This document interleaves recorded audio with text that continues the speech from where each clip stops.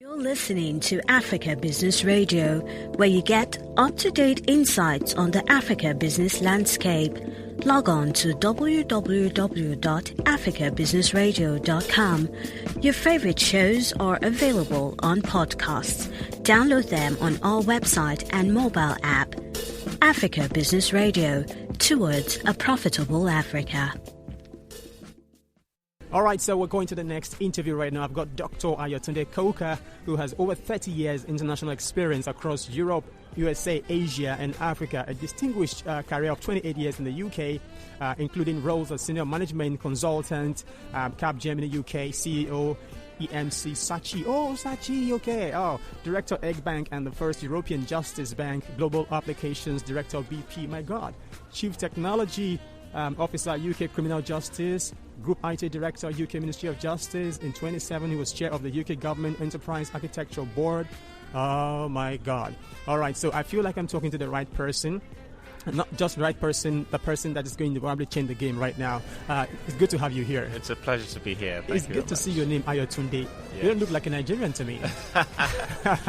My father's Nigerian, my mother's English. Wow. Of English origin. Oh, I see. So the Nigerian man went there, and she came here when they met. When they met at the University of London. Oh, great. many years ago. Of course, many years ago. All right. How's it been? Have you lived more in Nigeria or in London? My background, I was born here. I went to university then in the UK. I'd spent about 29 years in the UK. I came back here 10 years ago. So I'm right about probably just under half of my life is here. Another couple of years and be half and half between the UK and Africa. Here. Yeah. So you're at the balance right now between UK and Nigeria. Yes. All right, let's talk about your experience here today, your expectations of with this event, and of course what you've experienced so far. How do you see that? Yeah, experience here today.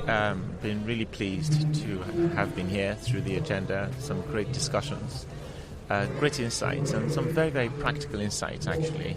It's good to see the digital natives, the digital migrants coming together to talk about some of the differences. We always have to put digital in the context of life. It transforms life. Some people think in terms of it being always in the way. Some people see it as being liberating. I see it as being liberating. And it's good to see that comparison of discussions going on. We have to make technology real. Yesterday, I think great to see the governor and the deputy governor here. The energy was fantastic. The attendance is excellent. Very engaged audience and a fantastic mix of engaged youth and some of the leaders in the ecosystem that we work with here in Lagos, not just in Lagos actually, across Africa. This is 1.0, so this should be the first of a great journey. Of course. Yes. All right. Your experience in London, in the Justice Department or system, that's whole place where you're trying to make sure that the moral character of the people, is not destroyed by bad communication from the media and things like that, because that the consciousness of the people is shaped by what they see, what they hear, what they consume all of the time, the programming, the subliminal advertisement and all of those things. Has it been easier, if you were occupying those positions in Nigeria, do you think it will be anything easy for you to perform the functions that you've performed right there in London? Well, put that in perspective. My role in criminal justice was really coming up with the innovations on how do you connect the entire criminal justice value chain. All right. You've got policy and stuff like that. Yeah. If someone gets arrested, the value chain is then they have to go to Crown prosecution to determine if an error, then it goes to court and prisons and so on. However, there's an information value chain there in terms of how to make it very efficient. So this was the early days of, must have been about 15 years ago now, of how you now use technology to integrate that. And we were actually also thinking, I remember sitting down at the Crown Prosecution Service reception waiting to see one of my colleagues. and I saw a big wheelbarrow of court papers. And I thought, oh my God, how many people are going to read all of this and how much paper is being used? So working with the colleagues there, we then decided, why don't we come up with this virtual courts innovation? So we then came up with this idea. It took us a while to, you've got to change legislation, you've got to think about the technology, you've got to combine everything, join networks. Virtual courts, you don't actually have to go to court. The lawyers could be on a video screen, the judge could be the police, the prosecutors are involved, and so on, and the defendants. And you use technology to join up that process with video, with interconnected processes, and with document management processes, so you're not shifting paper all over the place, and everything is very, very secure. So that's, the way we've been innovating with technology ever since. I really, I was one of the first director for technology at the Ministry of Justice when it was created in around about 2007, I think it was. But then I decided to come back home to Nigeria, and people thought, you're out of your mind. Well, I felt, good time to be part of how we bring technology innovation here. I spent a lot of time abroad, and I was brought to be the Chief Information Officer for Access Bank. Access Bank was very, very clear about its growth trajectory. They knew technology was very important. They wanted someone who'd done scale before to take them on the scale, structure technology as a part of the business, an enabler at the front end of the business. And they were also launching right across Africa. So coming into Nigeria, the Access Bank actually gave me a good perspective of African markets. Great. The diversity there. Well, I'm proud to have been, one cog in the entire wheel of what was happening with making Access Bank the Pan-African mega bank that it is now. A very impressive bank. As well, I was enrolled by the leadership at the time on this journey. And what a journey! It was very good to do that. I've been managing director now at Rack Center. Rack Center is a co-location company. So we bring co-location and hosting of IT assets and services into Nigeria. So you don't have to host your data abroad. Oh, great. So, we were the first to be certified at the highest levels by the Uptime Institute. That's a global body that certifies data centers.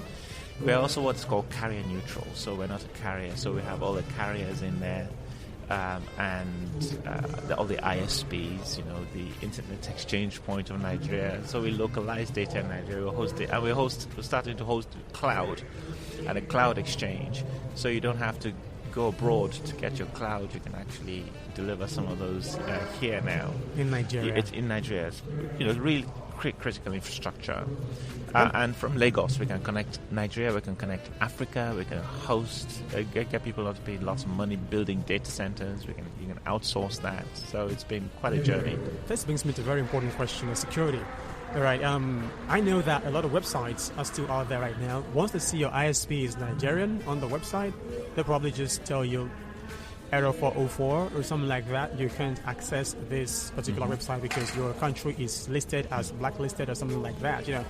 How can your position, what you do right now, and your organization, how can you influence this? I mean, is this something that it has been there for quite a long time right now? For how long are we going to have to deal with this? Because there are many of us who want to do real stuff with those platforms and we can't do it. Yes, you've really hit at a broader question beyond technology. We need to change the narrative around Nigeria. Yeah. Nigeria is, if you look at the stats, probably not disproportionate to quite a few other parts of the world.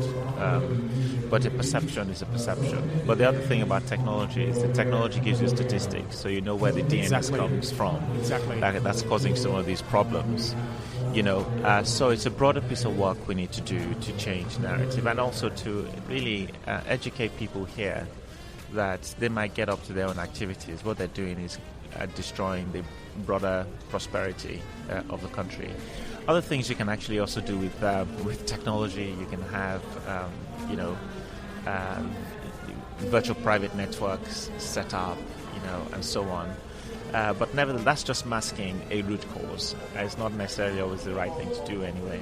So we have to fundamentally change the narrative around Nigeria. And the more we make sure that we've got world-class systems that are delivered from here, or even localize some of our data, then the more it helps us get across some of those issues. Great. All right, speaking of narrative, which is what we really focus on Africa Business Radio, that's really my passion, that's my drive, to change the narrative and to rewrite that story in the consciousness of the world about Nigeria, Nigerians, and what we do in Africa. Can we have this conversation going on in a series of podcasts that we can put out there? Yes. It's snackable and put across all platforms and let people have it across the world? Yes. All right, so I'm supposing this is us saying yes to a deal. Well, I'm really passionate about what we do and how we take things forward in Nigeria. We all have to come together as leaders in our own different ways to continue to drive and move things forward. We've got to show up. We've got to show up globally. We've got to bring people here local. Let them get and see the fantastic talent we have here. Get to meet the real Nigerians. Get to understand how we operate. We've got a company that outsources business processes, right? And they're world class. Got American companies, British companies who tell you that they're of very high integrity, even compared to other places to outsource to. Our people here speak very, very clear English. They're very articulate. Of course. So that's an example of what you could do here. And that's why we need to stand at the front, show up, let people around the world see the real Nigeria, and come here and let people see the real Nigeria and the real Lagos. Now, it comes back to us. Over here, we have to fix those things that are not right, that create the right impressions, the difficulties of coming in. But I think this journey we're on now to improve the ease of doing business is actually driving the right behaviors, the right things to be changed. It is. And we've really got to continue on that journey to change a lot of those things that make this place a great place to do business. Nigeria is a big place in Africa, and it is also a soundbox sometimes for Africa. And therefore, the things that we do also reflect well on the broader sub-Saharan Africa. All right, thank you very much, Dr. Ayotunde Coker. I'm going to have to keep your contact so that we can continue this conversation. It's very important. It's really nice to have you, sir. It's been a real pleasure talking to you. Thank you very much. All right, sir. Thank you very much. All right, so we continue with Africa Business Radio, shaping the narrative of the world right here about Africa and Nigeria. Of course, my name is God's Baby, and it's been an amazing time at the AOT, the Art of Technology. I told you earlier we're going to be speaking with the banks as we get on now. The new session is about to get started, and the plenary session of conversation still around technology, Art of Technology in Lagos, Season 1. Our conversation will continue in a moment. Stay with us. Don't go anywhere. It's Africa Business Radio. Stay with us. You're listening to Africa Business Radio, where you get up-to-date insights on the Africa business landscape. Log on to www.africabusinessradio.com. Your favorite shows are available on podcasts. Download them on our website and mobile app.